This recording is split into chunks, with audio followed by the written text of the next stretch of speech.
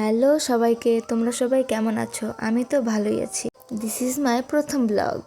আমি আজকে যাচ্ছিলাম আমার শ্বশুর বাড়ি থেকে বাবার বাড়িতে বেশ কিছুদিন থাকার জন্য। দুর্গাপুজোর পরে আমার আর বাড়িতে যাওয়াই হয়নি, এমনকি ভাইফোঁটাতেও যেতে পারিনি। তাই আজকে যাচ্ছি বেশ কিছুদিন থাকবো বলে। দেখতে দেখতে আমরা আলিপুর পৌঁছে গেছি। আর আজকে আমরা যাব 12বিশা হয়ে। যদিও আমরা এদিক দিয়ে কখনো আসি না, কিন্তু এবারে আসতে হলো।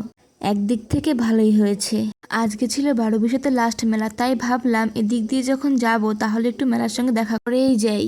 আমাদের ভাগ্যটা মনে হয় ভালোই ছিল, তাই আমাদের রেলগেটে একটুও দাঁড়াতে হয়নি, তাড়াতাড়ি বেরিয়ে আসতে পেরেছিলাম। আমাকে রাখার জন্য যাচ্ছিল আমার বর আর দুটো দেওর, আর সঙ্গে ছিল আমার বান্ধবী। ও কিছুদিন আগে গিয়েছিল আমাদের বাড়িতে আমাকে দেখাশোনা করার জন্য, তাই আজকে আমরা সবাই একসঙ্গেই বাড়ি ফিরছি। যদিও ওরা থাকার জন্য যাচ্ছে না, আমাদেরকে রেখে আজকেই চলে আসবে বাড়িতে। আসার সময় ওকে একা আসতে হবে বলে তাই দুই ভাইকে নিয়ে নিয়েছি সঙ্গে করে। এই দেখো আমার দুটো দেওর, আমার বান্ধবী, আমার বর।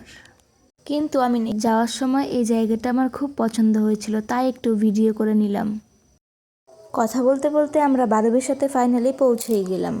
আর এই হলো সেই বিখ্যাত মেলা, যেখানে ঢুকতে না ঢুকতে চোখে পড়ে গেল কয়েকটা ফুচকার দোকান। কিন্তু দেখেও কোনো লাভ হবে না, আমি এখন ফুচকা খেতে পারবো না, তাই কিছু করার নেই। ফুচকা দেখেও আমার সেখান থেকে মুখ ঘুরিয়ে চলে আসতে হলো। এরপর ঢুকে গেলাম মেলার ভিতরে। যদিও বেশি দূর ঘুরতে পারিনি, মেলার মাঠে ছিল প্রচুর কাদা, কিন্তু বিকেলবেলা হলেও প্রচুর ভিড় ছিল।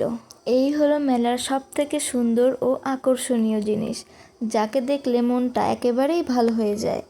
আর দেখো ওটা উপরে কি ঘুরছে, আমি তো দেখেই পুরো অজ্ঞান। আমাকে যদি এখানে ওঠানো হয় তাহলে আমি সেখান থেকে আর বেঁচে ফিরতে পারবো না।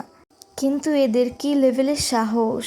এরপর আমরা মেলা থেকে বেরিয়ে আবার রওনা দিলাম বাড়ির উদ্দেশ্যে। আর বাড়িতে ঢুকে যার মুখটা প্রথম দেখতে ইচ্ছে করে তার সঙ্গে দেখা হয়ে গেল। কি সুন্দর হাসি। আর ভিডিওটা তোমাদের কেমন লাগলো অবশ্যই কমেন্টে জানিও।